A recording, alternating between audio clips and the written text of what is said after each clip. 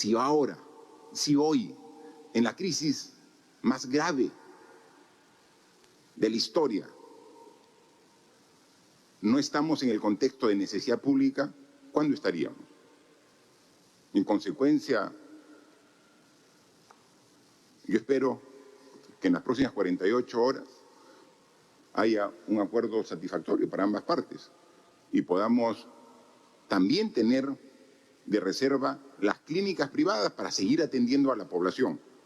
Vamos creciendo la oferta pública y ese es nuestro esfuerzo, pero si nos rebasa tenemos que usar la oferta privada a precios razonables y esperemos que se llegue a un acuerdo conveniente, racional, en ese aspecto, como también tener la seguridad en la provisión de oxígeno en condiciones adecuadas y razonables para todo el Perú. Fueron solicitadas por los actuales congresistas y ahora ocupan el cargo de asesoras. Karina Beteta y Milagros Salazar volvieron al Palacio Legislativo. Ambas exparlamentarias recibirán una buena remuneración por obtener un cargo de confianza, que es de 10.000 soles. Fue la congresista de Fuerza Popular Marta Chávez quien contrató a Karina Beteta para que labore como su asesora personal en la Comisión de Inteligencia. Mientras que Milagros Salazar fue contratada por el congresista Gilmer Trujillo, también de Fuerza Popular, para ser su asesora en la Comisión de Relaciones Exteriores. Como se sabe, Gilmer Trujillo es uno de los pocos que logró retornar al Congreso luego de pertenecer al que fue disuelto por el presidente Martín Vizcarra en septiembre del año pasado, por lo que conoce muy bien a su ex compañera de bancada. Con Karina Beteta y Milagros Salazar suman a 7 la lista de miembros del disuelto Parlamento que vuelven en este periodo ocupando puestos de confianza. En la relación también figuran otros 3 fujimoristas, Luis Galarreta, Milagros Takayama, que fue contratada por Rita Ayasta, y Sonia Echevarría, que trabaja en el despacho de Mártires Lizana. Esta última renunció al Grupo Naranja en el 2018 para conformar el Grupo Cambio 21 con Kenji Fujimori. Sin embargo, en el 2019 lo dejó para crear una nueva bancada llamada Acción Republicana junto a Pedro Olaechea. En la lista también está Johnny Lescano, que en el anterior Congreso fue parte de la bancada Acción Popular, y César Vázquez, que perteneció a la bancada de Alianza para el Progreso.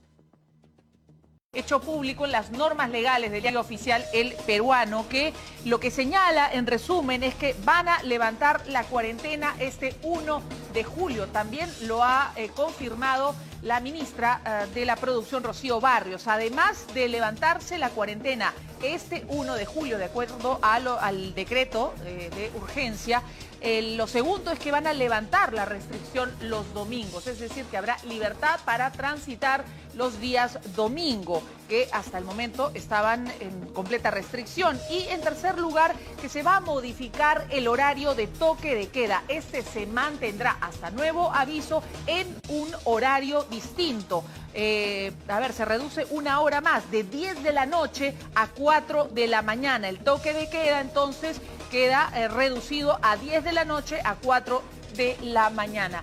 Pero hay excepciones a esta regla y de esta manera se configura la cuarentena focalizada. ¿Qué es lo que dice el artículo 2 de la cuarentena focalizada? En el punto 2.2 dice: dispóngase el aislamiento social obligatorio, cuarentena en los departamentos de Arequipa, Ica, Junín, Huánuco, San Martín, Madre de Dios y Ancash. Repito, Arequipa, Ica, Junín, Huánuco, San Martín, Madre de Dios y Ancash continúa con el aislamiento social obligatorio o cuarentena.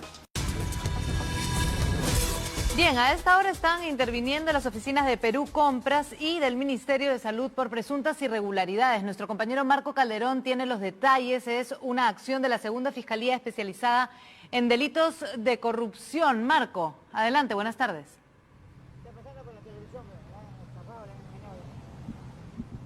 Marco. Así es, ¿cómo estás? Buenas tardes. Sí, adelante. Estamos en la cuadra... Así es, estamos en la cuadra 36 de Avenida Paseo República de Panamá, donde se encuentra el local de Perú Compras, y más o menos hace una hora habría ya ingresado la Policía Anticorrupción junto a los fiscales para justamente investigar la adquisición de estas pruebas rápidas y moleculares y que habrían sido repartidas o entregadas al Instituto Nacional de Salud a nivel nacional. No hay ningún funcionario hasta el momento que se haya pronunciado al respecto con esta intervención que está realizando la segunda Fiscalía Especializada en Delitos de Corrupción de Funcionarios, Lima Centro, ¿no? Quien está a cargo de esta investigación justamente. Teníamos entendido de que existen no solamente este local de Perú Compras.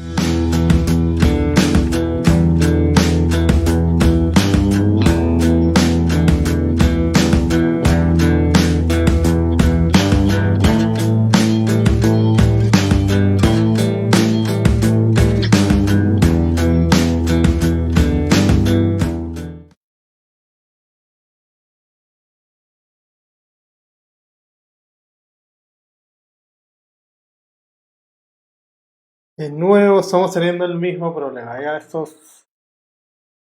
A ver, espérame un segundo.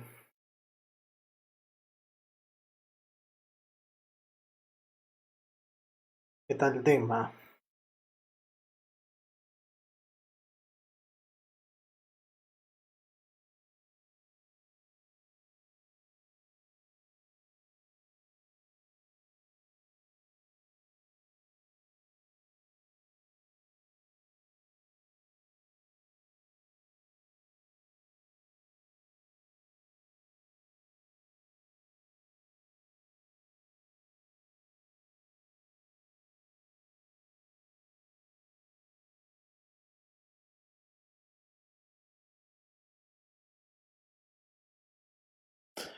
¿Cómo están? ¿Qué tal? Miren, estoy usando otra cámara, lamentablemente, bueno, la cámara de la computadora, no la cámara que normalmente usábamos para los en vivos, ¿no?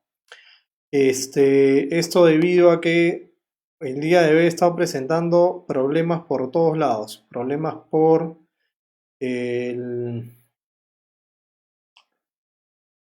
problemas por la cámara, problemas por la transmisión del internet, problemas por todos lados y vamos a tener que ir poco a poco adecuándonos a lo que hay, ¿no? Es parte de ir saliendo los problemas. Hemos estado 1 hora aproximadamente tratando de arreglar estos temas, pero bueno, vamos a manejarlo de esta forma, ¿ya?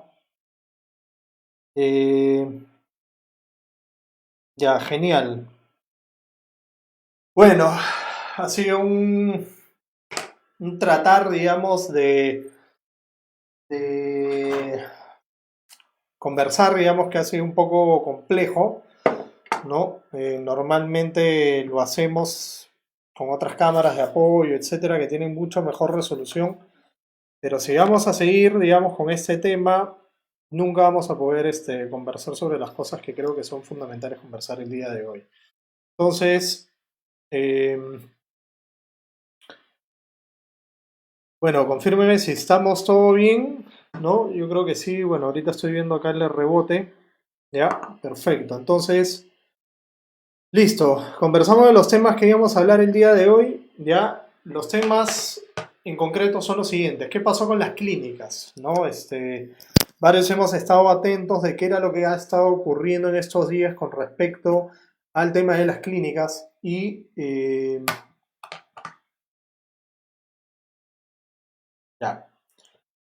Entonces, varios hemos estado bastante atentos de qué es lo que está ocurriendo con respecto al tema de las clínicas y me parece importante que toquemos, porque no solamente es de este tema de las clínicas, hay muchos temas que van detrás, percepciones de la ciudadanía, comportamientos del empresariado, actitudes del gobierno, que sí son fundamentales que las hablemos, ¿no? En primer lugar, quiero agradecer a los que han estado conectándose. Este es el 6º intento que estamos haciendo, digamos, para estar conectados, ya resolviendo problemas, hemos salido, ¿no? Pareciera que nos están haciendo la R en contra porque hoy día ha sido bien complicado conectarnos. Quería iniciar la conversación del día de hoy con una frase de Platón que decía que las las personas que no estaban comprometidas o que no se comprometían en la cosa política, es decir, en el quehacer político, no significa que te metas a hacer política, sino que sepas qué está pasando, cómo son las cosas, etc. Las personas que no están comprometidas en la cosa política están condenadas a ser gobernadas por malos políticos. Y me parece que el tema va por ahí. Cuando nosotros nos preguntamos por qué tenemos tan malos políticos, evidentemente hay una relación intrínseca entre los malos políticos que tenemos y cuánto nosotros como ciudadanos nos comprometemos en el tema político. Estuve viendo un análisis, ¿no? Esto es a modo de introducción, pero viendo un comparativo de qué cosas son las que que pasan, digamos, por televisión, etcétera, en el horario estelar que vendría a ser más o menos, ¿no? Desde las 7 hasta las 10 de la noche, ¿no? En el Perú normalmente te ponen o noticieros, ¿no? Que son puras malas noticias, o temas de espectáculos que no son trascendentes. Pero no sé si recuerdan, probablemente los que son más jóvenes no, pero hace muchos años, en ese horario estelar, entre comillas, se pasaban cosas que eran trascendentes en la vida política, ¿no? Eran programas políticos que le decían, y la gente estaba ahí pendiente. Luego del año 95 o 2000 aproximadamente, esta tendencia empieza a disminuir. Y me parece impresionante porque también empieza a aumentar los malos políticos. Entonces, no hay programas políticos en sí ahora. Antes había, ahora no los hay. Entonces, cuando vemos democracias o vemos países que eligen mejor a sus políticos, no solamente se va porque hay mejores políticos que postulan, porque es evidente, sino también porque esos espacios son llenados por espacios políticos, esos espacios, digamos, de horario estelar, ¿no? Porque es un tema fundamental. Entonces, acá el rol de los medios es clave para entender cuál es el problema que se está generando y cuál es la responsabilidad en última instancia por no una buena reflexión de los dueños de los medios con respecto a estos temas. Habiendo hablado, digamos, sobre esto, ¿no? Voy a empezar a tocar un poco los temas de fondo, ¿ya?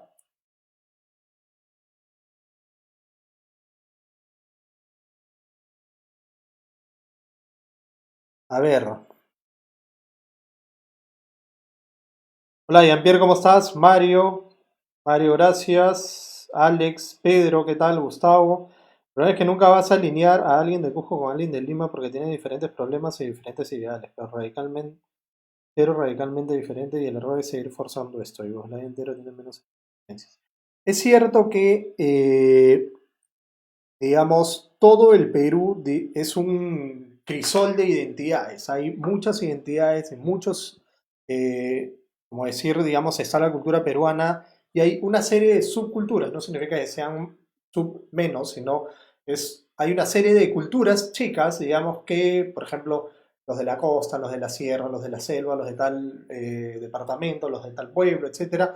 Hay, dentro de una cultura nacional, hay otras pequeñas subculturas, ¿no? Podemos decir que al final todas son valiosas, todas son enriquecedoras, todas hacen parte, digamos, de esta cultura peruana. Y evidentemente, ante esa situación es que vamos a encontrar que cada uno tiene ciertos anhelos, ciertas realidades, esperan, digamos, ciertas cosas de la política, pero sí es importante, digamos, que estemos comprometidos de una u otra forma con el quehacer político, ¿no? Con el diálogo, con la conversación política en general. Entonces, digamos, habiendo hecho esta pequeña introducción, paso a hablar de qué es lo que pasó con las clínicas. Esta semana varios estuvieron, digamos, pendientes de este tema, dado que se generó esta situación, digamos, en las que salieron, ¿no? Hubieron unos ciertos programas periodísticos de los domingos que hicieron públicas las denuncias de algunos ciudadanos que decían que en las clínicas les estaban cobrando $500,000 soles, 200,000, 300,000, 100,000, que si no ibas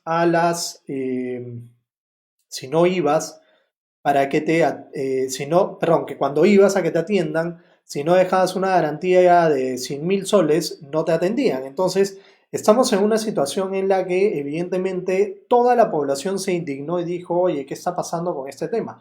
Me parece sumamente válida las quejas, ¿no? Porque evidentemente estamos en una situación bien complicada, estamos en una pandemia y vemos que algunos grupos económicos han estado aprovechando de esta situación para lucrar y no es, digamos, la forma ni la manera. Entonces, vamos a hacer una reseña rápida de qué es lo que ha estado ocurriendo, dado que, por ejemplo, ¿no? El día 24, después de estas noticias y de poner un termómetro ciudadano y ver qué es lo que está indignando a la ciudadanía, porque eso es lo que ha ocurrido, el día 24 el presidente Vizcarra le dio 48 horas a las clínicas para que lleguen a un acuerdo con el gobierno.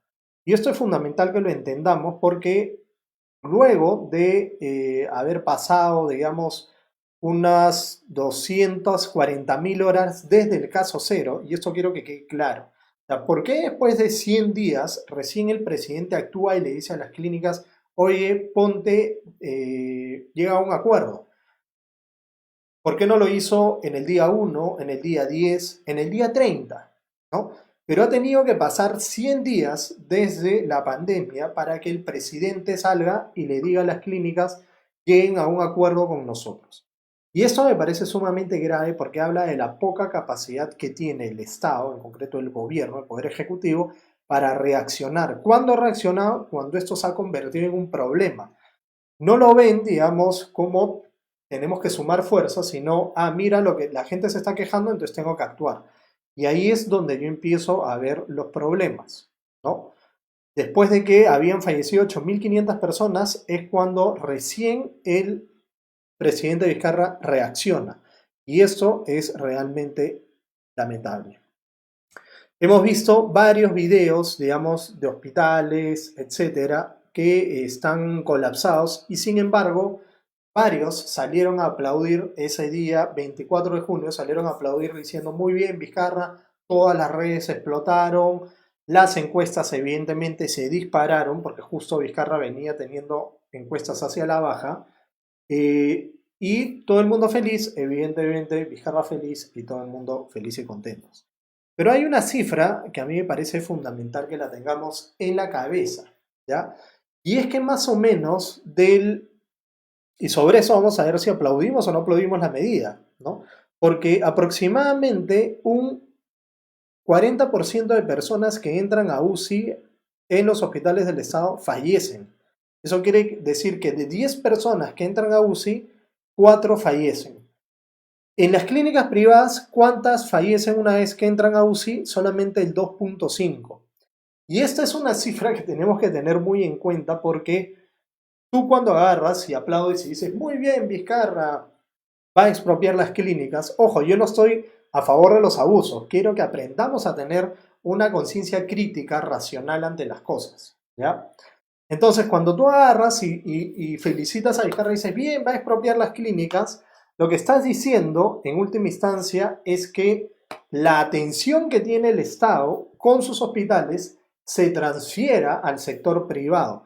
Porque cuando se expropia, ¿no? Se toma la propiedad, que eso va a ser otra cosa que vamos a hablar después, se toma la propiedad de un tercero a favor del Estado para brindar un servicio o lo que fuera.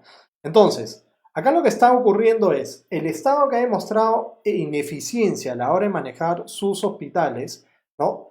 Tenemos, por ejemplo, que había falta de oxígeno en los hospitales, los médicos hacen huelga, las personas, ya acabamos de hablar, que tienen índice de fallecimiento mucho mayor que en las clínicas, carecen de elementos de protección, no te atienden, faltan medicinas, hay, digamos, temas de corrupción por todos lados. Y tú, digamos, o muchos, digamos, en la cabeza de algunos dicen, ok, como ha habido estos abusos, que el gobierno ahora se encargue de las clínicas privadas. Entonces, de un sector ineficiente o de un gestor ineficiente, que es el Estado, vamos a hacer que gestione las clínicas privadas que sí funcionan, ¿no? Entonces, yo, sinceramente, a mí me parece que en este caso la vacuna termina siendo peor que la enfermedad. Y es más o menos como que tenemos que entender, digamos, el tema de la siguiente forma. El abuso es una cosa y la incapacidad o capacidad es otra cosa. Entonces, tú por abuso de alguien, no vas a decir, oye, ya, tú eres abusivo, tú cobras mucho, y como es así, te castigo, vas a salir y va a entrar otro que abusa de otra forma, porque los privados han estado abusando económicamente, entonces va a entrar el Estado que abusa, ¿no?, con los pacientes, porque no los atiende, no les dan oxígeno y todo eso. La mala atención es un abuso. Entonces, voy a pasar a otro que abusa también de los pacientes, a gestionar lo único bueno que tienes, que es la capacidad, o sea, tu capacidad de gestión y de curar a la gente. Entonces, un problema no se arregla con otro problema, y eso es algo que tenemos que meternos claro en la cabeza. Acá el asunto de fondo es que tenemos que entender que el sentimiento de justicia no puede ser usado de forma irracional. Ese es el tema de fondo. Si hay algún abuso, no tenemos que tratar de ser irracionales o caer, digamos, no todos juntos, digamos, como todo bueno, vamos a decirlo así simple, no todos juntos como borregos vamos a decir, ya, sí, exprópiese, exprópiese, exprópiese. No, porque no es lo correcto. El tema es ese. No, esto no era solución. Ahora, evidentemente se le puso un mecanismo de presión y probablemente por eso las clínicas negociaron. Puede ser. Pero vamos a ser claros, los que han negociado ha sido la Asociación de Clínicas Privadas. Pero nunca, digamos, acá es un tema legal al final y es echa la ley, echa la trampa. Las clínicas en sí todavía no firman. Ya salió el ministro a decir que el día martes aproximadamente van a estar firmando los convenios. Por eso es que tampoco está muy claro de qué se tratan esos convenios. Entonces, retomando un poco el tema de las cosas que hemos estado hablando. Hola Álvaro, ¿cómo estás? Hola Carmen, Mario, ¿qué tal? Margarita, Paola. Retomando un poco el tema de fondo, ¿ya? Lo que vamos, digamos, a conversar, por todos lados, digamos, el sistema hoy día no ha estado funcionando bien. Ni siquiera me sale bien quiénes son los que se conectan en la página. Ya, entonces parece que nos están malogrando las transmisiones, porque nos hemos vuelto un poco quejones. Bueno, ¿qué pasó? Ese día 24 de junio, ¿no?, el presidente salió a decir, voy a expropiar, ¿no? Y voy a aplicar el artículo 70 de la Constitución. Entonces varios dijeron, pucha, el artículo 70 no suena bacán. ¿Cuál es el artículo 70 de la Constitución? Nuevamente, como ya otras veces han visto, ¿no?, y como ya he explicado varias veces, ¿no?, este es el librito, este librito se llama Constitución Política del Perú, digamos, es la ley de todas las leyes. Y como les expliqué, este librito flaquito y chiquito vence a todos los libros que tenemos atrás, ¿ya? Voy a leerles un poco sobre este tema para que nos quede claro qué es ese artículo 70 de la Constitución. Cuando nosotros salimos a decir, sí, que se expropie, ya entendimos, espero que hayamos entendido, que este sentimiento de justicia contra el abuso no puede ir en contra, digamos, del servicio en sí que se está brindando. O sea, ok, hay un abuso del sector privado, no puedes agarrar y decir, tú, Estado, encárgate, ¿no? Tú, Estado ineficiente, que gestionas mal tus hospitales, encárgate del sector privado para que ellos me atiendan de forma correcta. No, pues, no es así, ¿no? Sanciona el abuso, eso sí, pero no quites la gestión, pues, porque la gestión lo único que va a hacer es que atiendas mal. Acá les dejo una pregunta, digamos, un tema para que piensen. Si tienen algún conocimiento de alguna entidad del Estado que funcione bien, que sea ejemplar y sobre todo, si es una empresa pública, también coméntenla porque yo creo que a la fecha no hay. De hecho, una de las cosas que se hicieron, no sé si recuerdan, digamos, pero por ejemplo ahora tú vas a pedir un teléfono y te dan la línea al toque. Antes, por ejemplo, cuando la compañía peruana de teléfonos era la que gestionaba, antes de que llegue Telefónica, con todos sus errores y todos sus temas y los probables actos de corrupción que hubieron en las privatizaciones en la época de Alberto Fujimori, lo que hubo, digamos, ese día, ese cambio que se dio era, antes tú ibas a pedir tu línea y se demoraban 1 año, 2 años, 3 años, 4 años en darte una línea de teléfono, ¿ya? Tan es así que los que recordarán en aquellas épocas cuando vendían una casa decían, vendo casa con línea de teléfono, o sea, era un valor agregado, ¿no? Vendo departamento, lo que fuera, porque la gente decía, pucha, tener un teléfono era un lujo. Y realmente el tema era por ahí. ¿Por qué? Porque la compañía peruana de teléfonos era ineficiente como muchísimas empresas del Estado. Como por ejemplo ahora tenemos Petroperú, que todavía sigue siendo ineficiente. Entonces, bajo ese aspecto, la privatización, la empresa privada funciona. Funciona porque son personas que administran su propio dinero y se vuelve eficiente, ¿no? En la línea de eficiencia de gestión es así. Cuando tú gestionas lo tuyo, eres más eficiente que cuando gestionas lo de otro, en el que puedes tener beneficio. Pero cuando gestionas lo de otro, en el que no tienes beneficio, evidentemente no va a haber mucha eficiencia. Entonces, el tema va por esa línea, ¿no?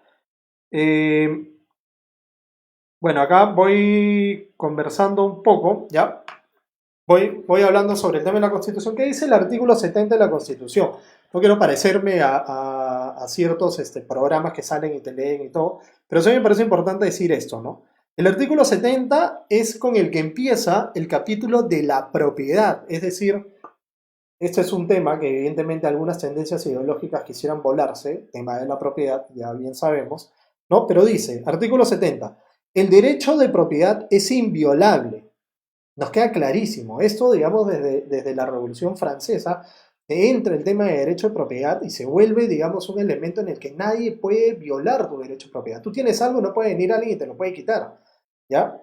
Entonces, ¿qué dice? El Estado lo garantiza. El Estado garantiza que tu derecho de propiedad es inviolable, ¿ya? Se ejerce en armonía con el bien común y dentro de los límites de la ley, como prácticamente todos los derechos. Tus derechos, ¿no?, se ejercen en armonía con el bien común, ¿no?, etcétera, ¿ya?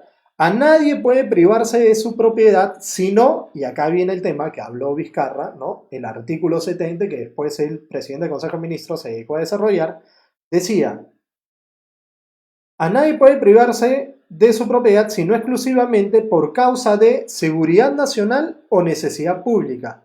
Y acá viene el tema, declarada por ley. Y, miren esas dos condiciones, tiene que ser declarada por ley y previo pago en efectivo de indemnización justipreciada que incluya compensación por el eventual perjuicio. Ya, toda la gente sale, ¡yeah! Van a expropiar las clínicas y ahora me voy a poder ir a una clínica en que me atienden súper bien, pero ya no va a haber abuso de cobro. No, vas a ir a una clínica que la va a gestionar el Estado, en que te van a atender súper mal y que además, digamos, le va a costar al Estado. Cuando le cuesta al Estado no es que no le cuesta a nadie, te cuesta a ti también, solamente que te lo cobran de forma indirecta, nos cuesta a todos. Entonces, habiendo leído esto, ¿no?, que me parece importante que lo tengamos, el tema, estas dos condiciones, ¿ya?, que me parece muy importante, nos llevaban a una situación en que no se iba a poder a ejecutar, digamos, esta amenaza, a menos a que venga el presidente Vizcarra, como lo hacía Hugo Chávez, que se paraba en una esquina, ¿no?, y miraba una casa que le parecía bonita, simpática, bacán, y decía, exprópiese, ¿no? Veía otra y decía, exprópiese, exprópiese, exprópiese. Bueno, si eso iba a ser, ya estamos hablando de una clara violación a la Constitución. Pero si iba a expropiar, de acuerdo al artículo 70 de la Constitución, necesitaba dos cosas. Uno, que haya una ley. ¿Existe una ley que diga que se van a expropiar las clínicas? Es discutible, porque tenía que emitirse una ley específicamente por este tema de la pandemia. Ahora, en la época, cuando se emitió la Ley General de Salud, que es la Ley 26842, ya en el artículo 82 dice, clarísimo, por eso es que, o sea, que salgan, digamos, todos matonescos, ¿no?, a decir este tema. La ley, digamos, que regula la salud, que se emitió en la época de Fujimori, si mal no recuerdo, decía en el artículo 82, en la lucha contra las epidemias, la autoridad de salud queda facultada para disponer la utilización de todos los recursos médico-asistenciales de los sectores públicos y privados existentes. Entonces, ya la ley le facultaba al presidente, no por el artículo 70 de la Constitución, que es expropiar, sino en el marco de esta ley, ¿no?, de esta Ley General de Salud, para que en el supuesto de una epidemia, el Estado podía, desde el día 1, es decir, desde el 6 de marzo, si mal no recuerdo que fue el caso 0, desde el 6 de marzo el presidente podía decir, necesito todas las camas UCI disponibles en el Perú, que son todas las camas que están en el sector público, en el sector privado. Las necesito la zona de emergencias y esto acá. Y eso tranquilamente podía hacerlo sin necesidad de expropiar, ¿no?, toda la clínica, ¿no? Porque tú no expropias, digamos, una partecita. Podías hacer uso, ¿no? Por eso la ley es clara, podías hacer uso de todos los recursos médicos asistenciales del sector privado y del sector público. Entonces podía llegar desde el día 6 de marzo el presidente y decir, bueno muchachos, estamos en una epidemia, sector público y sector privado, nos juntamos y vamos a sacar este tema adelante. No lo hizo. ¿Por qué no lo hizo? Saquen ustedes sus conclusiones. Evidentemente yo no lo voy a decir, ¿no? Pero cada quien puede decir que fue por esto, que fue por ello o por otro. A mí lo que yo siempre he dicho es que es un tema de falta de liderazgo. El presidente Vizcarra, yo no voy a juzgar si tiene buenas, malas intenciones o lo que fuera. Lo que sí queda evidente es que no tiene una capacidad de liderazgo adecuada, no es capaz, digamos, de trabajar en equipo. Tiene siempre que estarse peleando con alguien. No puede juntarse él y el Congreso y el Legislativo y trabajar de la mano. No, tiene que estar en conflicto constante y continuo. Entonces, y eso es lo que ha venido ocurriendo y es justamente lo que vamos a hablar un poco más adelante. Entonces, tenemos que se debía haber dado una ley. No se dio esa ley, ¿ya? Y, digamos, tenía que emitirse una ley. Pero acá viene un tema que es de verdad que también crítico. Porque el día 27 de mayo, estamos hablando hace más de un mes, el Congreso emitió una ley respecto a este tema. Entonces estamos diciendo que de estas dos condiciones, el Congreso ya había emitido una ley diciéndole al presidente Vizcarra, oye, toma, ¿no? Mediante esta ley puedes tomar las instalaciones que sean necesarias, ¿no?, la infraestructura y todo que sea necesario para combatir el COVID del sector privado. Ya estaba, digamos, en la Ley General de Salud, pero el Congreso lo aplicó a esta circunstancia específica, que era la pandemia. ¿Ya? El 27 de mayo el Congreso emite la ley, y como todas las leyes, ya lo hemos hablado, el Congreso emite una ley y se le envían al presidente para que la promulgue, ¿no? Él tiene dos posibilidades, o la promulga o la observa. Entonces, el presidente lo que hizo fue observarla. Entonces, ¿pero cuándo la observó? El presidente la observó, si mal no recuerdo, el día 17 de junio la observa, y la observa bajo los criterios de que esta ley atentaba contra la libertad de empresa, la libertad de contratación, la libre competencia. Entonces, ¿qué está diciendo, no? Está diciendo el día 17 de junio, ¿no?, hace 10 días, le dijo al Congreso, oye, tu ley, ¿no?, que me va a permitir a mí hacer uso de las instalaciones de las clínicas, etcétera, no va porque atenta contra la libertad de empresa, etcétera, etcétera. Entonces, existe una ley de salud que le faculta al presidente. En el decreto supremo que emitió al inicio de la cuarentena, en el que decretaba el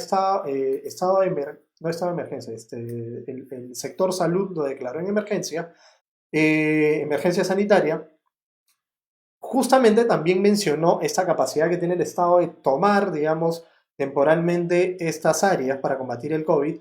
El Congreso le dice, oye, te estamos dando la ley para que puedas hacerlo, y el presidente Vizcarra dice, no va porque atenta contra la libre empresa. Entonces, 7 días después de que la observa, él sale diciendo, voy a expropiar.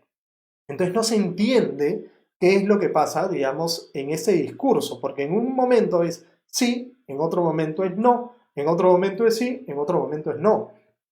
¿Y a qué se debe, digamos, este veleteo, este cambio, digamos, de actitudes? Evidentemente es, a mi parecer, por un tema de ir midiendo el termómetro de aceptación, ¿no? En un momento es peligroso hablar de estos temas, en otro momento es peligroso o es favorable hablar de estos temas. La ley le daba el marco jurídico para poder hacerlo. El Congreso le dio el marco específico para poder hacerlo. Lo observó, pero 7 días después sale a decir, voy a expropiar, si es que no nos ponemos de acuerdo. Y realmente, en la práctica, y las personas que estudian, digamos, han estudiado Derecho, lo que fuera, en la práctica, todavía no han llegado a un acuerdo real porque los acuerdos no se han firmado, recién el martes se va a firmar, entonces ya han pasado más de 48 horas. Un representante de la Asociación de Clínicas ha salido a decir, sí, estamos de acuerdo, pero los bemoles de ese acuerdo no están claros. Y la aceptación expresa de cada una de las clínicas no está firmado, es decir, ahora todavía no se está aplicando ese acuerdo. Se aplicará el día en que cada clínica en específico firme cada uno de los acuerdos. Entonces, es extraño, no nos dejemos sorprender y sobre todo esta actitud, digamos, de cómo el Congreso se adelantó a la situación, el presidente les dijo que no y después el presidente dijo, lo voy a hacer, me parece bastante complejo. Y el otro elemento, ¿se acuerdan que les dije dos? ¿No? Uno era que existe una ley. El otro elemento, y el Congreso había sacado, ya les dije, ¿no? El presidente ahora de nuevo tendría que haberlo hecho. No estoy seguro si el Congreso lo ha aprobado por insistencia, ahí sí tendría que averiguar, pero es un tema que queda pendiente. Porque el Congreso lo puede aprobar por insistencia. O sea, si el presidente dice, te lo observo, el Congreso puede decir, ¿sabes qué? Es una situación de emergencia, no tu tema de libertad de empresa, libertad, etcétera, libre mercado, lo que quieras, ahorita no amerita porque hay una emergencia de personas que están muriendo. Bajo esos criterios el Congreso puede decir, lo apruebo por insistencia. No estoy seguro si lo hizo. ¿Ya? El otro punto era pagar el justiprecio. Y acá viene el tema. Todos dijeron, bien, ahora no me van a cobrar o el Estado va a pagar, ¿no? Y me van a atender mal. O sea, obviamente la clínica ya no te va a atender, te va a gestionarlo el Estado. Entonces, pero la pregunta es, ¿qué iba a pasar mañana? Si entre las clínicas privadas y el Estado no llegaban a un acuerdo, era porque el Estado pedía, las clínicas privadas pedían, por decir, 10. Bueno, ahí tenía las cifras, la diferencia era algo por día, si mal no recuerdo, era algo de casi 1.000 soles, una cosa así. Entonces, lleguemos, digamos, a ese punto. No llegaban a este acuerdo, ¿ya? ¿Y qué hacía el Estado? Expropiaba. ¿Qué derecho tenían las empresas de decir, págame el justiprecio? ¿Cuál es el justiprecio? Es, digamos, en tema de terrenos, eso es el valor comercial del bien, ¿no? Que es tasado, etcétera, ¿no? Pero es importante, incluye la compensación por el eventual perjuicio. ¿Qué iba a ocurrir? Las clínicas iban a decir, a ver, tu gobierno me has generado un perjuicio cuando me has expropiado, ¿no? Me has hecho perder tanta plata a la semana, al mes, ahorita que me lo has devuelto, ¿no? Pasado 2 meses, ¿no? Me ha generado tal pérdida. X millones de dólares, ¿ya? Por no haber percibido ingresos, por el daño ocasionado, porque vinieron tus doctores, me rompieron esto, me rompieron aquello, etcétera, ¿no? Y además, esto acá, ¿no? Esta factura suma tantos millones de dólares que me lo tienes que pagar. Todas las clínicas le van a mandar su valorización de daños y perjuicios, la demanda, iban a terminar en arbitrajes, y el gobierno iba a tener que pagar. Entonces ustedes dirán, ¿pero qué tal injusticia? Efectivamente. Pero no solamente el Estado iba a tener que pagar y nos iba a costar a todos los peruanos, porque ahorita de nuevo estamos diciendo, miren lo que ya nos está costando, nos va a costar la indemnización a las clínicas y además también nos iba a costar el tratamiento de las personas. Entonces, nos iba a costar el tratamiento de las personas y las indemnizaciones de las clínicas por no haber atendido a las personas. Al final, esa diferencia de 1.000 o 1.500 o 700 soles que había por día, no me acuerdo ahorita bien las cifras, eso iba a ser irrisorio con respecto a todo lo que nos iba a costar como país esta acción. Entonces, por todos lados, digamos, la salida no era esa. La salida era, desde el día 1, agarrar y sumar, digamos, en esta lucha a todos. Era agarrar y juntar a las clínicas y al sector público para que trabajen de la mano, unirlos. Sí decirles, oye, ¿no? Unámonos. Evidentemente el sector privado es más eficiente que el sector público, ¿no? Nos vienen con ejemplos y nos dicen, sí, pero mira Irlanda. O sea, sinceramente todos quisiéramos que nuestros hospitales fueran como los de Irlanda. Mira al otro país y nos ponen ejemplos, digamos, de países que son desarrollados, que sus sistemas de salud son mil veces mejor que los de nosotros y son estados eficientes en temas de gestión. Nosotros estamos en un estado ineficiente en temas de gestión. Entonces, allá, mira, allá sí funciona, sí, porque allá funcionan muchas cosas. Y es parte del problema, por lo cual, por ejemplo, cuando se aplicaron políticas públicas acá, no salgan de sus casas, cuarentenas tan prolongadas, etcétera, no funcionaron porque nos copiamos modelos de otro lado y dijimos, ya, como funciona pues en Alemania, va a funcionar en el Perú. Y evidentemente no va a funcionar porque somos países muy distintos y somos culturas también distintas. Las personas son distintas, las necesidades son otras y las reacciones o el comportamiento social es totalmente contrario. Entonces, no es tan fácil como importar soluciones que se aplicaron en otros lados. Entonces, en resumen, un tema de liderazgo que se debería haber dado desde un inicio. Bueno, al final, digamos, sobre este tema se cerró a las 8 horas después del ultimátum, ¿no? Se cerró entre comillas, porque ya expliqué que todavía las clínicas tienen que firmar de forma individual cada uno de estos acuerdos. Se cerró en una tarifa plana de 55.000 soles por paciente COVID, ¿no?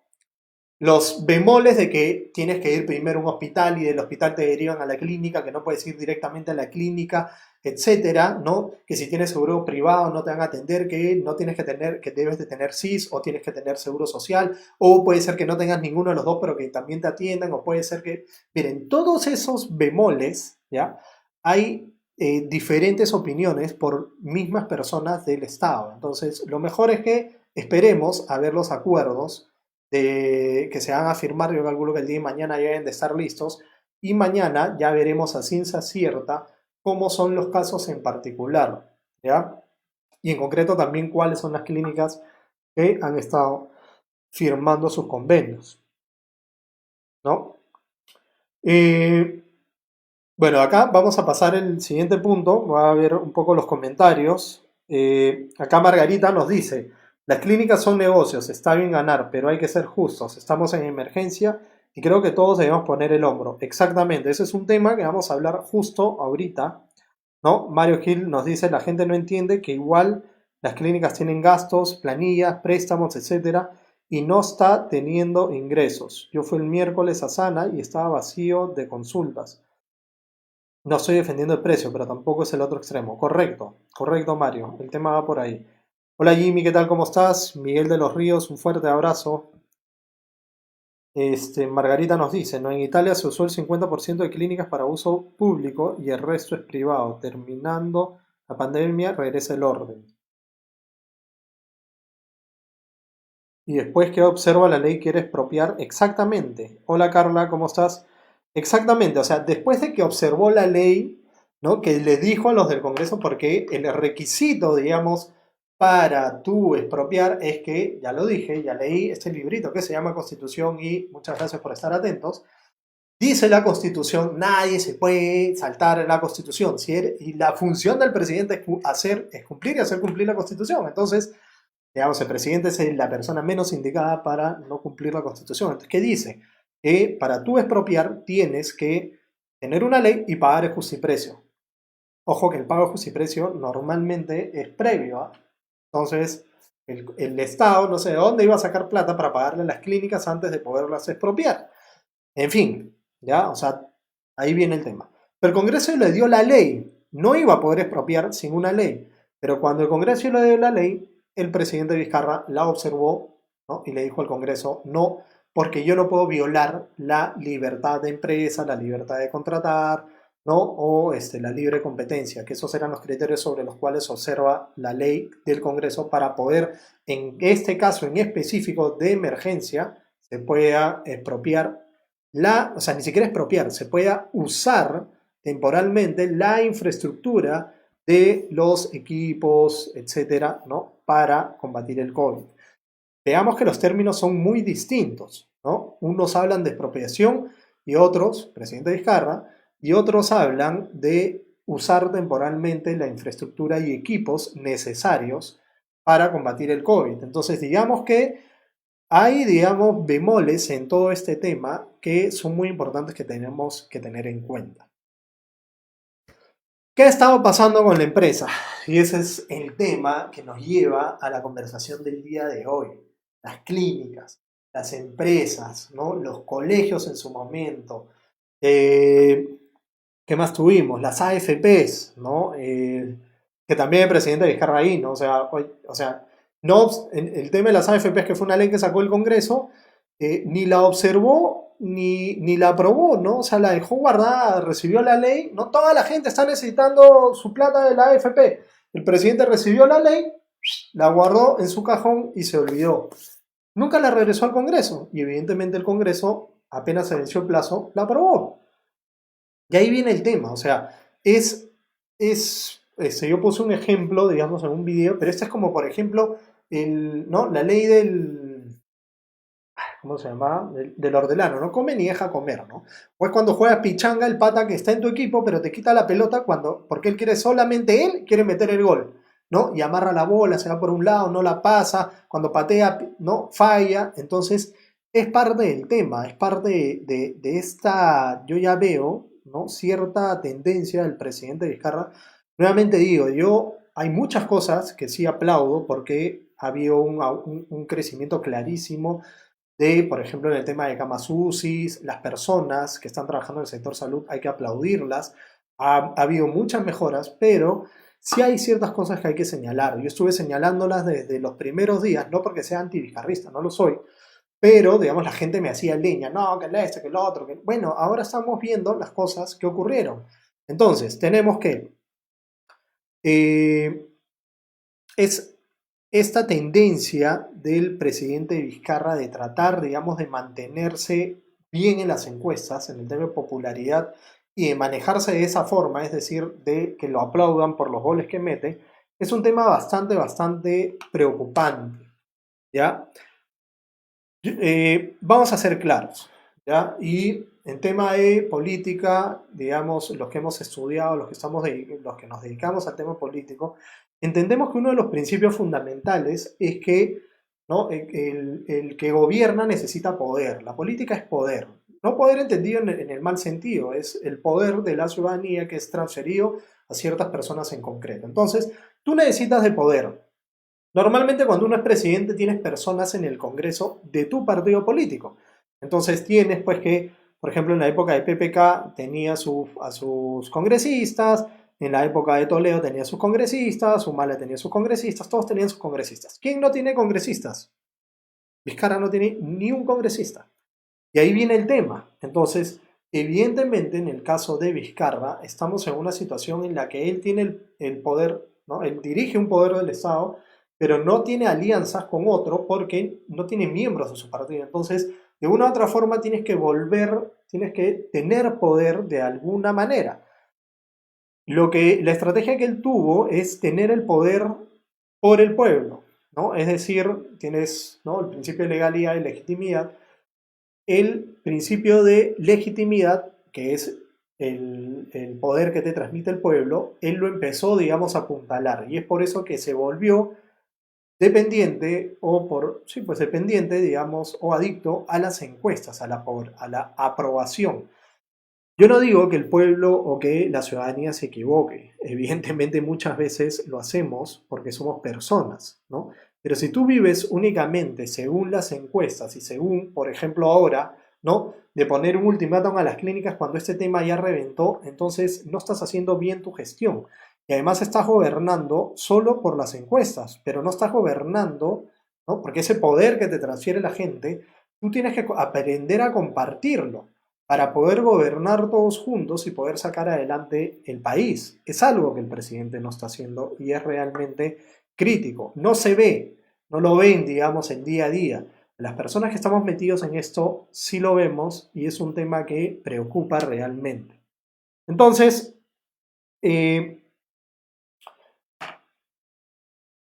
yendo, digamos, al tema de qué es lo que ha venido ocurriendo, es que se han cometido abusos. La empresa ha cometido abusos y es claro, hay que poner los puntos sobre las IES, ¿ya? Y acá un tema. La empresa en sí, tenemos que entender que la empresa no es mala. De hecho, todo el Estado funciona porque, y todos los planes, todo esto de los bonos, ¿no? Tú te quieres atender en una clínica y dices, sí, ya el Estado la va a tomar, la van a expropiar y me van a atender. Sí, ¿con la plata de quién? Con la plata de que las empresas o las personas que pagan impuestos, ¿no? Estamos dando para que el Estado te pueda atender. Todo es un círculo al final. Entonces, la empresa no es mala. Gracias a la empresa, a la empresa privada, a las personas que pagan sus impuestos, es que el Estado vive, es que el Estado puede aplicar ciertos planes, ¿ya? Entonces, el tema va por esa línea. Pero lo que tenemos que entender es que las empresas han estado actuando, algunas, no todas, porque acá también tenemos que separar, ¿no? el trigo de la paja. No podemos englobar algunos, por algunos malos empresarios, no podemos decir toda la empresa es así. Y esa es parte de lo que vamos a hablar. Tenemos que entender que hay un tema. Nosotros no somos santos, ¿ya? O sea, no, los santos están en las iglesias, ¿no? En el cielo, donde quieras, ¿ya?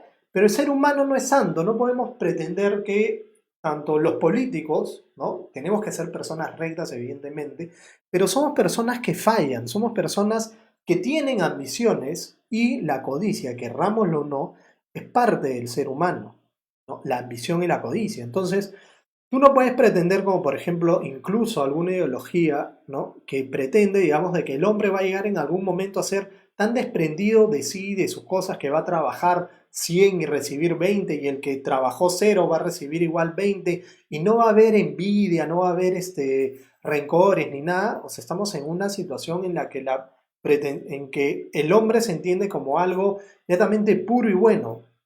Lamentablemente no es así. El ser humano no es puro y bueno, y tenemos que entender, porque desde el momento en que gobiernas, tienes que entender el comportamiento de las personas. Y el comportamiento de las personas va de mano, digamos, por una serie de reacciones, a veces ni siquiera racionales, que tienes con una serie de cosas. Entonces, poniendo este ejemplo, si yo voy, ¿no? Que lo puse la otra vez en un video, si yo voy un día con un camión lleno de pollos, me voy a un asentamiento humano, el camión lleno de pollos se va a vaciar, o sea, voy a regalar y en menos de una hora probablemente ya no tenga pollos en el camión, ¿no? Me puse a regalarlos y la gente lo recibió. Si yo me voy al mejor barrio en Surco, no sé, a Casuarinas, me voy a La Planicie, a Rinconada del Lago, ¿no? A Cerros de Camacho, donde sea, voy con este camión y el camión también se va a vaciar. Y todo el mundo me va a decir, oye, Gustavo, pero ¿por qué se va a vaciar si en un sitio las personas tienen necesidad y en el otro sitio las personas no tienen necesidad? Y ahí viene el tema. En cualquier experimento social que hagas, te vas a dar cuenta que no es que en el ser humano no reacciona solamente por el presente, sino por dos elementos más, que es los de las zonas, digamos, con más dinero, van a llevarse el pollo por un tema muy simple. Porque piensan que el día de mañana probablemente no lo vayan a tener, o por no desperdiciar una posibilidad. Y un ejemplo también muy simple. Tú vas a ver personas, ¿no? Imagínate que tú tengas 10 millones de dólares en la cuenta. Tú estás caminando por la calle y en eso ves un billete de 20 soles ahí por la vereda. ¿Te vas a parar a recogerlo? Evidentemente sí. Y tú dices, pero si tienes, ¿no? 20 millones de dólares en la cuenta, ¿por qué te paras a recoger un billete de 20 soles? Porque lo quieres, porque así es la ambición y así es el ser humano y tenemos que entenderlo, no podemos pretender, digamos, que las cosas son de otra forma. Entonces, bajo ese concepto es que cuando se dan planes de reactivación económica, tu Estado tienes que decir, ok, ¿cómo funciona el ser humano? Para eso hay consultores de comportamiento social, etcétera, etcétera, etcétera, ¿no? Que deben de entrar, digamos, a ver cómo es para ver, digamos, cómo diseñar las políticas públicas. Entonces, y eso sí es un gran problema que este Estado no ha hecho. No han tenido, digamos, la conciencia de cuál es el comportamiento que tiene cada sector para poder aplicar políticas públicas diferenciadas. Mario en algún momento nos decía, claro, la realidad de Cusco es distinta a la realidad de Lima. Efectivamente, son realidades muy distintas y tú como gobierno tienes que tener la capacidad de decir, ok, ¿no? En este sitio voy a aplicar tales políticas públicas, en este sitio otras políticas públicas, en este otro sitio y así. Tú tienes que aprender a buscar la mayor eficiencia de tus decisiones. Si tú tomas una decisión que no va a poder ser aplicada, ¿para qué gobiernas? ¿Entiendes? ¿Para qué haces una ley o para qué haces normas que no se van a respetar o que no van a solucionar realmente los problemas que quieres solucionar. Entonces, el tema es ese. Tú presentas un plan, por ejemplo, reactiva, ¿no? En el que no pones candados en ese plan y lo que ocurre es lo que hemos visto. Empresarios que ven la oportunidad de acceder a créditos sumamente baratos y ¿qué hacen? Como ya les puse el ejemplo, ¿no? Encuentras el billete, lo tomas. ¿Qué es lo que hicieron estos empresarios? Lo tomaron.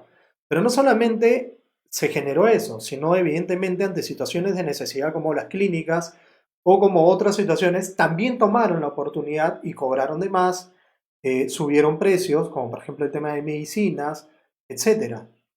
Y no entendieron que el tema de fondo, en una situación como la que estamos, creo que varios de los que que estamos ahorita conectados, es que todos estamos perdiendo. Y ese es el chip que tenemos que meternos en la cabeza. Sin problema aceptar. Tú tienes personalmente que aceptar que hay veces que te toca perder.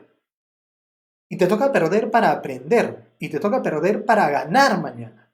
Y eso es algo que no se entiende y es algo que a veces la ambición y la codicia, ¿no? O el cortoplacismo no nos deja entender. Queremos tener la plata ya, queremos agarrar y ganar más. Ah, mira, hay esta posibilidad. Por eso el ejemplo de este señor que no subió el precio del oxígeno es clarísimo. Él debería ser ejemplo de cómo hacer empresa. Porque no pensó en el corto plazo, ¿no? Pensó que dijo, ok, voy a vender al mismo precio, no voy a pretender ganar ni abusar de los demás. Y así es el tema, ¿no? Es momento de perder. Todos estamos perdiendo de una u otra forma. No solamente estamos perdiendo, digamos, en tiempo, estamos perdiendo en dinero, estamos perdiendo incluso seres queridos. Estamos perdiendo y tenemos que entenderlo. Y tenemos que aprender de esta situación. Y tú, amigo empresario, tienes que aprender de esta situación. Tienes que aprender de que a veces es momento de perder. Es momento en el que tienes que sumarte solidariamente a no aprovecharte de la circunstancia. ¿Por qué? Porque el día de mañana, ¿qué es lo que está ocurriendo? Lo que está ocurriendo es, veo muchas empresas que gastan millones, ¿no? En temas de imagen, pero al final esos actos de avaricia o de poca solidaridad son 1000 veces más dañinas que cualquier campaña en contra que te pueda hacer alguien. Y ahí viene el tema, o cualquier campaña a favor que puedas hacer tú. Si tú te comportas a la altura de esta situación, de la situación de la crisis, el día de mañana los resultados van a estar a la altura de cómo fuiste como empresario el día de hoy. Tu comportamiento el día de hoy va a determinar tus utilidades del día de mañana. Eso métetelo en la cabeza. Tema de reactiva. Lo hablamos hace un momento. Ay, caray. La fuente, ¿cómo estás? Es como que digas por los likes del Face. Correcto. Exactamente. Bueno, seguimos. Algunos datos, ¿ya? Que me parecen importantes sobre el tema de reactiva, ¿ya? Para ir un poco ya aterrizando este tema. Tenemos que en esta estructuración que les digo que se hizo y que se hizo mal, que me parece importante que el Estado debería haber realizado mejor su diseño, ¿no? A la hora en que ejecuta, digamos, estos mecanismos de ayuda, etcétera, ¿no? Tenemos que, número uno, en otros países, estos créditos, estas ayudas se dieron de otra forma, ¿ya? Y acá, por ejemplo, tenemos una lista de empresas que de una u otra forma tenían ciertos problemas, ¿no? No voy a decir que son empresas corruptas, sino que tenían algunas vinculaciones y que accedieron a estos préstamos. Entonces, ¿qué pasó en países como, por ejemplo, Alemania? No tanto que nos gusta copiar, pero bueno, no copias lo bueno, copias lo malo. Entonces, ¿qué pasó? Que, por ejemplo, en Alemania se dio este tema de las ayudas a las empresas y vemos que empresas que tenían, estaban inmersas, digamos, en investigación por inteligencia financiera en estos países, que tengan cuentas en offshore o que estén vinculadas a ciertos casos de corrupción, no se les daba, digamos, ninguna ayuda porque se tenía que priorizar las empresas que se comportaban de forma adecuada. Entonces tenemos acá una serie de empresas que han estado involucradas por temas en la UIF, temas de Lavajato, Panama Papers, que vendrían a ser empresas que tienen que tienen cuentas en paraísos fiscales, en offshores, ¿no? Y etcétera, etcétera. Me parece importante que lo tengamos claro porque este es uno de los grandes problemas. De ahí tenemos cómo se distribuyó el tema del dinero que se entregó. Entonces tenemos que las microempresas, número de cantidad de microempresas que han accedido a este préstamo, ¿ya? Han sido 34.945. ¿Y cuánto dinero se les prestó? Se les ha prestado 773.242.282 soles. Miren las diferencias, ¿no? O sea, más empresas, menos préstamo, ¿no? Las microempresas, las pequeñas empresas, son las que de una u otra forma mueven en buena parte el sector, digamos, económico en el país.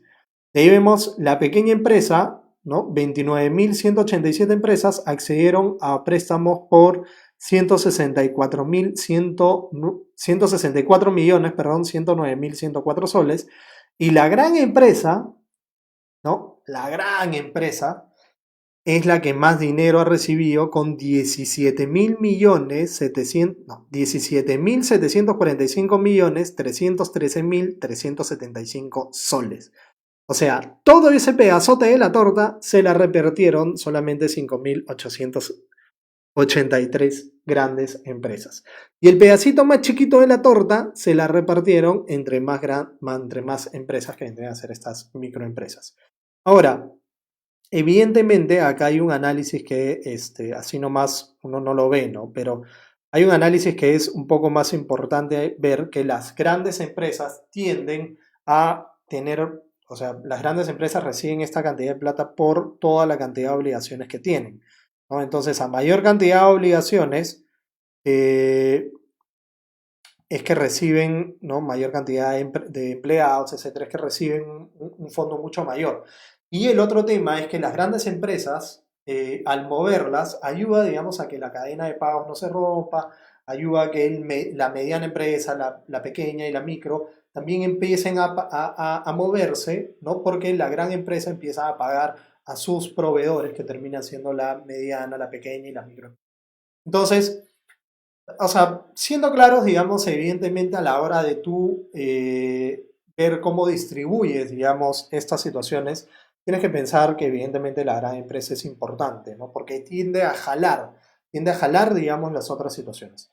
Entonces, bajo ese aspecto es que tenemos la importancia, digamos, que se debería haber hecho, o sea, no tenemos que decir qué mal que se le dio tanta plata a la gran empresa, pero me parece que debería haber sido mucho más eficiente en ayudar a la micro, pequeña y mediana empresa, ¿no? A mí me parece que demasiado pedazo de torta se llevó la gran empresa. Y tenemos que, evidentemente, acá hay una serie de empresas que he copiado una lista de cuáles son las empresas que más dinero han pedido. Y tenemos, por ejemplo, estas, ¿no? Toda esta lista que les estoy presentando son las empresas que han pedido como préstamo 10 millones de soles del Fondo de Reactiva, ¿no? Entonces tenemos Faber-Castell, Asociación Educativa Sacoliveros, Bembo, Boticas y Salud, ¿no? Centro Comercial Plaza Norte, Cinemark, Cineplex. Recuerden, digamos, que hay algunas que incluso tuvieron suspensión perfecta, o sea, sus empleados los despidieron, etcétera, ¿no? Entel Perú, Clínica Jesús del Norte, Clínica San Gabriel, Clínica San Pablo. Ojo, que las clínicas también han entrado a este tema cuando han seguido funcionando. Los medios de comunicación han seguido funcionando y les han dado estos créditos. Las empresas, las clínicas han seguido funcionando y les han dado los créditos. Además, las clínicas han estado cobrando por los exámenes de COVID y por estas cifras descomunales de plata, pero también han accedido a los créditos. Entonces, no ha sido bien diseñado este crédito de Reactiva, ¿no? Clínica San Pablo, Latina Media, ¿no? Nos queda clarísimo. Laboratorios AC Pharma, tenemos Laboratorios Portugal, Mall Plaza Perú, Metro de Lima Línea 2, Minera Chinalco, ¿no? Nesus Hoteles, Oncosalud, Open Plaza, Pesquera Diamante, Pesquera Exalmar, Pontificia Universidad Católica del Perú, Química Suiza, Real Plaza, Renzo Costa, Tambos Perú, Taxi Beat, vean todos, Universidad Tecnológica del Sur. Todos estos son los que se les han otorgado 10 millones de soles de préstamo. Volcan Compañía Minera, Universidad San Ignacio de Loyola, Universidad Señor Recipán de nuestro amigo Acuña, ¿no? San Ignacio de Loyola de nuestro amigo Díez Canseco, Universidad Continental, Universidad de Piura, Universidad de San Martín de Porres, Medifarma, los portales, estacionamientos, los portales SA, Yamagas, Instituto Cultural Peruano Norteamericano, Instituto de Ciencias y Humanidades, Instituto de Quimioterápicos, Delosi creo que son los de Taki, creo, ¿no? La franquicia. Y digamos, los últimos son Compañía Peruana de Radiodifusión S.A., Compañía Minera Chungar, Compañía Latinoamericana de Radiodifusión, Compañía Minera Carabelli y Compañía Minera San Ignacio de Morococha. Todos estos han sido los que han accedido a la módica suma de 10 millones de soles del fondo de Reactiva. La pregunta es, ¿necesitaban esas empresas ese dinero para poder salir de esta crisis o se les presentó una situación de poder acceder a un crédito sumamente económico y que además no está en una situación de emergencia, como por ejemplo hemos visto que algunas empresas no pararon sus actividades y que siguen gozando de este tema?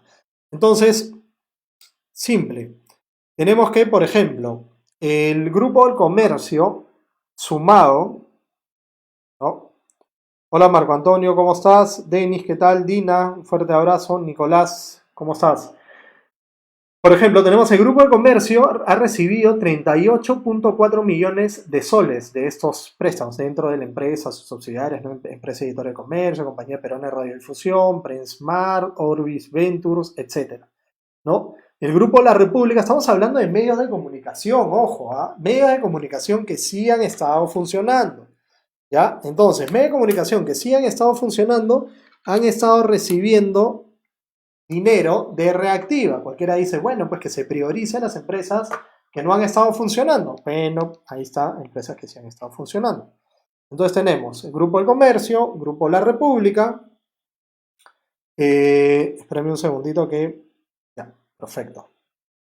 Grupo del Comercio, Grupo La República. Tenemos Grupo Exitosa, ¿no? Que es la empresa de Capuñay, ¿no? Que también recibió 5 millones, ¿no? De Corporación Universal.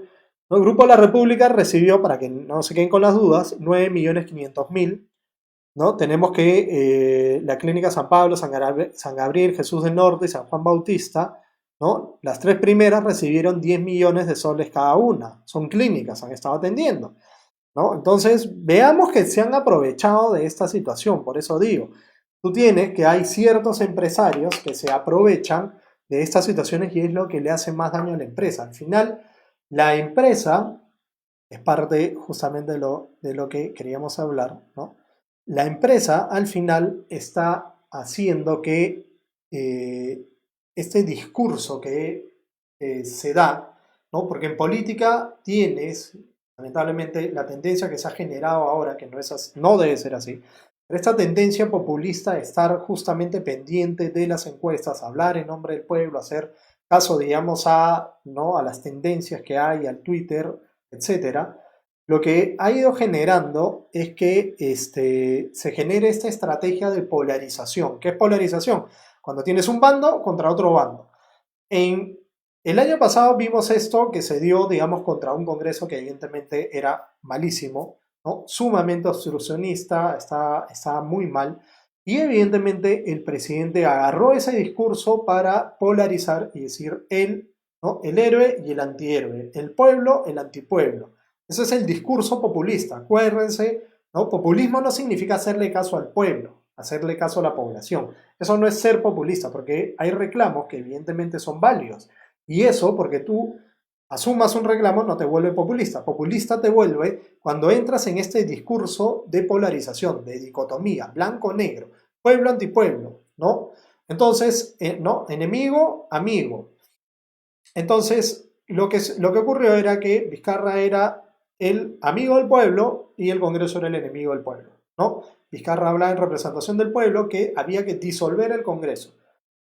Ocurrió, se disuelve el Congreso y entra este nuevo Congreso, ¿no? Incluso antes de que empiece este nuevo Congreso ya habían esos problemitos, se decía que este Congreso, etcétera, etcétera. ¿Qué ocurre? Este Congreso también empieza a tomar, digamos, reclamos ciudadanos y el Congreso no es tan impopular como era el de antes, no es un Congreso, digamos, como el anterior, a pesar de que han querido, digamos, a través de varios errores que se han cometido y el Congreso tiene muchas cosas, deficiencias y todo eso, no lo vamos a negar, pero digamos ya no es el mismo malote que había antes, sino bueno, es un pata que también está haciendo su trabajo, ¿no? Y recoge los reclamos del pueblo. Entonces, ahora Vizcarra con quién se tiene que pelear, ¿no? Porque se había quedado meses, recordemos que no hubo Congreso y hubo muchos meses que no hizo nada. Entonces ahora le toca pelearse con alguien. ¿Cuál es el enemigo que se está generando ahora? La empresa.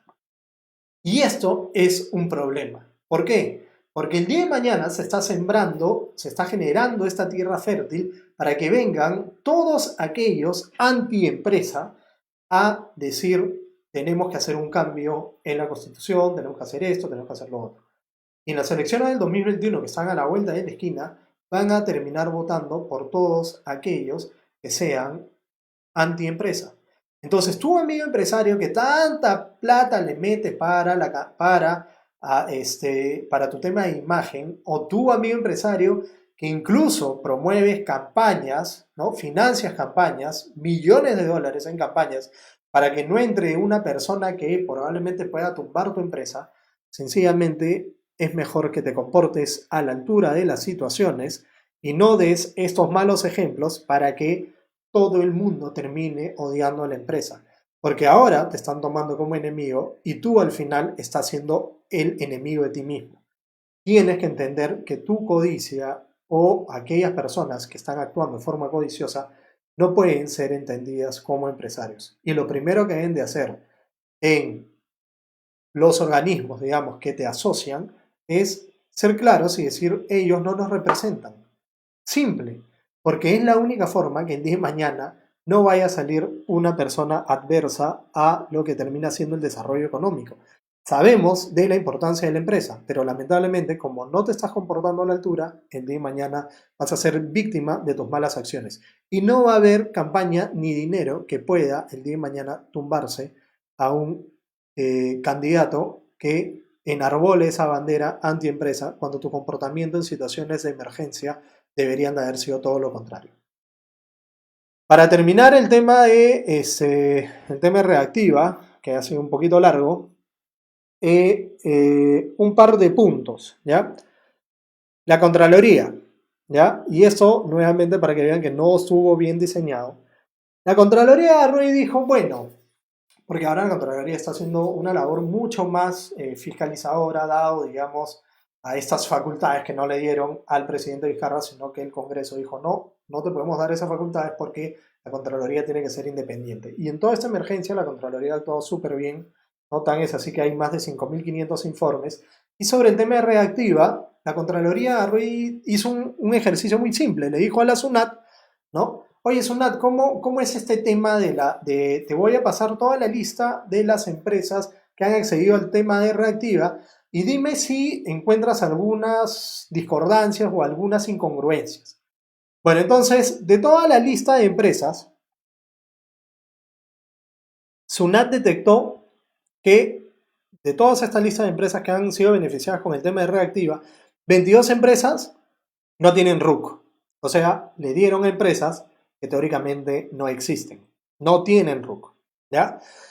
De ahí tienes 184 empresas con actividades suspendidas, es decir, que hace tiempo no están funcionando y por lo tanto no presentan sus declaraciones, no pagan tributos ni nada, sus actividades están suspendidas, ¿ya? Es decir, no están funcionando.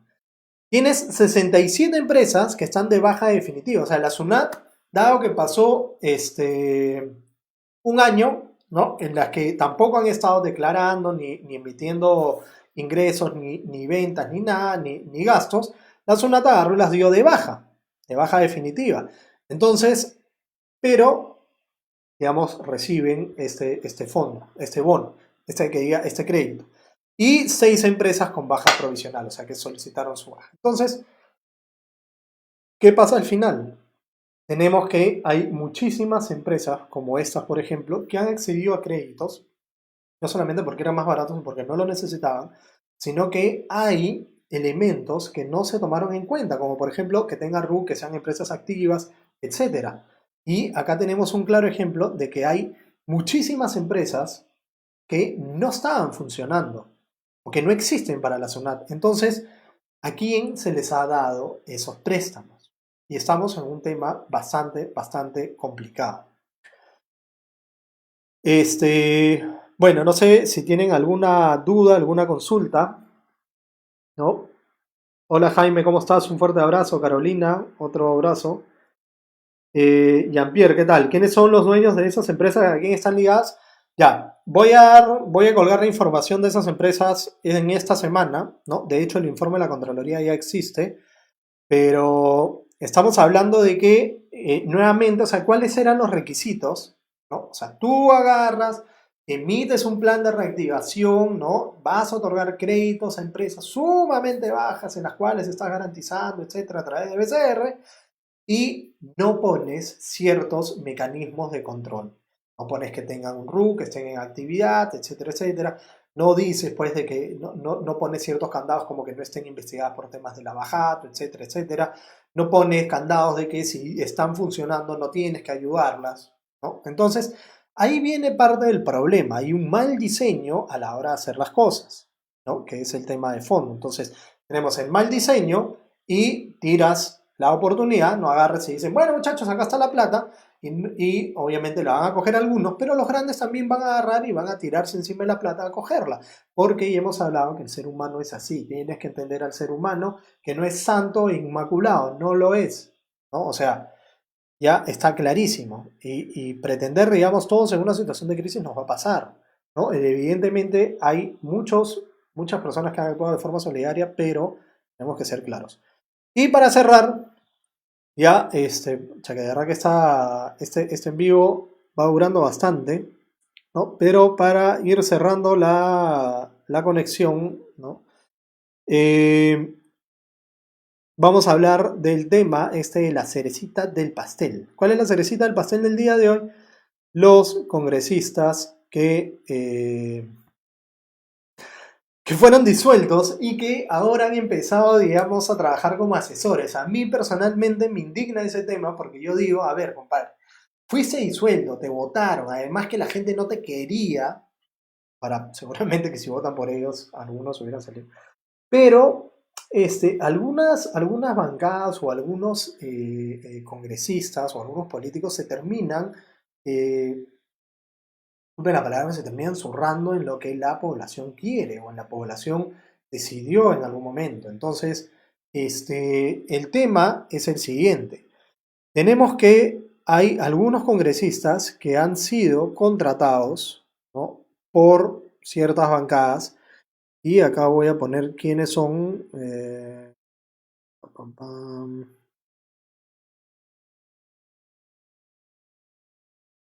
No encuentro voy a buscar ya, pero tenemos que... voy a colgar la imagen, disculpen. ¿Ya? A veces pasa. ¿Ya? Pero en concreto han estado viendo, digamos, las noticias. Ha sido, por ejemplo, la congresista Karina Beteta, ¿no? Tenemos, por ejemplo, a Johnny Lescano. No sé si recuerdan que Lescano en un momento dijo, ¿no? que el sueldo, él también, igual que nuestro amigo, nuestro gran amigo, no es mi amigo, ¿no? Lo digo de broma. El Mulder, ¿no? Salió a decir que el sueldo no le alcanzaba. Bueno, tenemos que el ex congresista Lescano salió a decir lo mismo. acá tenemos la relación de nuestros congresistas que han ingresado ahora como asesores. Tenemos a la congresista Karina Beteta de Fuerza Popular, está como asesora principal en la Comisión de Inteligencia, ojo, ¿no? Está como asesora principal de la congresista Marta Chávez, que tiene la presidencia de inteligencia en esa comisión. Monto, ¿cuánto cobra? ¿Cuánto de tu plata le dan? Son 9.815 soles. ¿Ya? Ese es su rico sueldo que le dan de la plata que tú como ciudadano aportas a este aparato gigante que se llama Estado. Después está Milagros Salazar, también por Fuerza Popular, en la Comisión de Relaciones Exteriores, también con un módico sueldo de 9.815. O sea, ya no son congresistas, pero ahora fueron contratadas como asesoras. Tenemos al ex congresista Luis Galarreta, también se acordarán, de Fuerza Popular, muy bien, ya están aprendiendo de qué partido son, ¿no? Él está como asesor de bancada, no de un congresista en concreto, sino de toda la bancada, y está cobrando un módico sueldo de 12.008 soles, ¿no? Miren ustedes qué rico sueldos. Como asesores, no como congresistas. Tenemos Milagros Takayama, también de Fuerza Popular, ¿no? Que está en el despacho de la legisladora Rita Ayasta, ¿no? Las otras eran en la comisión bancada, este es del legislador, ganando un sueldo de 9.815 soles. Tenemos a Sonia Echevarría, también de Fuerza Popular. Recordemos que ella renunció a Fuerza Popular, se fue a Cambio 21 cuando fue el tema de Kenji y todo, pero ahí está, ¿no? Y está en el despacho del legislador Mártires Lizana. Está cobrando un sueldo de 3.178 soles, no está siendo tan grande. Pareciera, digamos, que ella está así trabajando como asesora. Tenemos a Johnny Lescano, que está trabajando en el despacho de Freddy Yauji con 9.815 soles. César Vázquez, para Alianza por el Progreso, está como asesor en la bancada de APP. Y él está cobrando 12.008 soles. Entonces, estos son nuestros angelitos que fueron congresistas, ¿no? Fueron parlamentarios en el periodo 16-19 y que ahora están trabajando como asesores. Entonces, es un tema de verdad bastante indignante porque vamos a ser claros, ¿ya? Yo opino que a ver, hemos hablado algunas veces, ¿no? Que un congresista tiene que tener evidentemente cierta preparación, no es un requisito per se de que tenga que tener colegio, universidad, etc. Podemos eso discutirlo otro día. Yo hablo mucho de la necesidad de representación porque lo que tiene que tener un congresista en última instancia es, digamos, su función es representar, y lo que tiene que tener al final no necesariamente es que sea un técnico en derecho, un técnico en economía o lo que fuera, sino tiene que tener esa capacidad de escuchar al pueblo y esa honestidad y esas ganas de pelearse por las personas a las que representa. Recordemos que tiene todo un grupo de votantes que gracias a ellos está ahí sentado. Entonces, esa es su función, y su función evidentemente es recoger los reclamos, ¿no? Y volverlos a ejecutables. Entonces, hay algunos que le van a dar sus reclamos que tienen temas que ver con leyes, hay algunos que tienen que ver con temas económicos, algunos que tienen que ver con temas de salud. Entonces, yo, por ejemplo, represento un sector y me piden muchas cosas, ¿no? ¿Y cómo hago? Entonces, tengo que tener gente capacitada. Ahí viene la importancia de los asesores. Los asesores son importantes. Ahora, yo tengo una idea de que los asesores deberían de estar todos unidos y que sean independientes a los congresistas, y que debe haber una oficina de asesoría en general en el Congreso, ¿no? Pero es un tema aparte. Es otra propuesta que otro día podemos hablarla, ¿no? De forma que también se reducen los gastos, etcétera, ¿no? Y no se caen, digamos, en estos temas. Entonces, ¿qué tenemos? Yo dudo mucho, ¿no? Y no es que esté insultando ni nada, pero dudo mucho que la congresista Beteta sea especializada en temas de inteligencia. Conozco personas que son especialistas en temas de inteligencia y que no han sido convocadas como, por ejemplo, digamos, para asesorar en este Parlamento a la Comisión de Inteligencia. No veo que la congresista Salazar sea especialista en relaciones exteriores, y etcétera, etcétera, etcétera. Entonces, acá viene el tema. El asesor debe ser alguien especializado en el tema puntual para el cual se le está contratando. Y no vemos que estos congresistas que han sido contratados sean especialistas en esos temas, sino más bien pareciera que se termina contratando a tu collera. Entonces, ¿por qué te quejas tú del presidente Vizcarra? Porque contrató a su pata. Bueno, ya no vamos a decir que contrató a su pata, ¿no? Supuestamente contrató a su amigo de campaña, el señor Richard Swing, ¿no? Supuestamente lo contrató. Cuando tú agarras y también contratas a tus amigos, ¿no? Que han estado en el Congreso, que han sido amigos en campaña, o etcétera. Entonces, este amiguismo, o sea, vamos a meter a tus compadres, digamos, a los que estuvieron contigo, eso es lo que nos hace daño. Se olvida la meritocracia, se olvida la eficiencia y se termina contratando a los amigos. Entonces, sí, Carolina, efectivamente era una Avenger, no me acuerdo cuál, ¿no? Porque recuerdan que a uno le pusieron Hulk, al otro le pusieron Thor, al otro le pusieron, ¿no? Cada uno de estos congresistas tenía su carácter, su personaje del anime, pero bueno, era una Avenger, efectivamente. Bueno, esos son los temas que vamos a hablar el día de hoy, resumiendo, ¿ya? Para cerrar, digamos, el diálogo. Quiero pedirle disculpas por todos los problemas técnicos que han habido el día de hoy que exceden, digamos, mi capacidad para solucionarlos, ¿no? Porque han sido temas de internet, de la cámara, etc. Quiero agradecerlos porque han estado conectados, agradecerles, digamos, la paciencia que han tenido ante todas estas fallas. Y a modo de resumen, decirles lo siguiente, ¿no?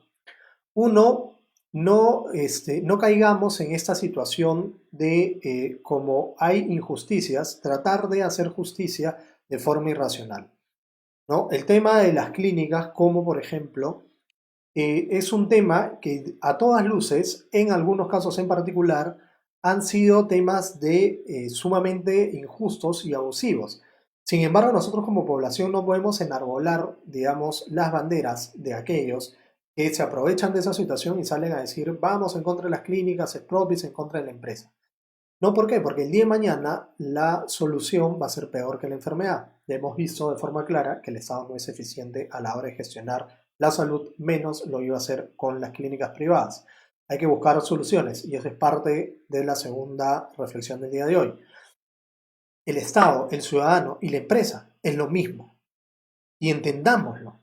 Porque todos, al final, de una u otra forma, el pequeño, la señora o el señor que arregla, tiene su tienda de corte y confección o que arregla zapatos, o las empresas gigantes, todos somos empresarios. Y todos tenemos que entender que como empresarios tenemos que comportarnos de cierta manera y de cierta manera acorde a las situaciones. Entendemos que el ser humano es codicioso, por naturaleza, tiende a pensar en sí mismo más que en los demás y tenemos que tener eso presente para no solamente aproximarnos a realidades, sino como Estado a poder gestionar de forma adecuada. Entonces, Estado, población y ciudadanía no son elementos cada cual contrarios en la sociedad, sino son elementos que muchas veces confluyen y se necesitan unos de otros y tenemos que entenderlo así. El ciudadano muchas veces es empresario y tiene que participar en política, probablemente no activamente, pero tiene que participar en política, como por ejemplo lo que estamos haciendo el día de hoy.